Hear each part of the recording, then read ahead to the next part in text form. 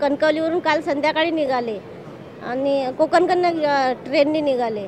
हां, पण घरी काय असं 8 वाजेपर्यंत घरी नाही आलेले. मग मी 8 वाजता फोन लावला, घरी नाही आला, कामाला जायचं होतं ना. मग सागर अजून आलं नाही काय, बहिणीनं विचारला तर त्यांनी फोन लावला बारक्या बहिणीने, तर त्याचा फोन उचलला तर पोलिसनी उचलला. सागर हॉस्पिटलला ॲक्सिडेंट झाला आहे.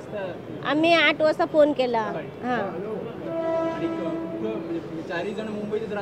नाही, ते 3 जण गावचे आहेत, त्याच्यासोबत फिरायला येत होते.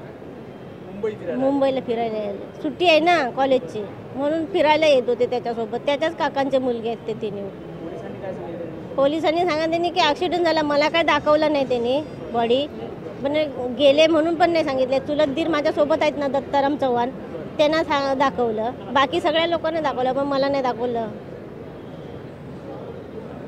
4 जणांचा ही घटना आज सकाळची आहे. 14/5/2018 सकाळी 5:38 स्टेशन मास्तरला कॉल मिळाला होता. त्या ठिकाणी जखमी इसम पडलेले आहेत म्हणून.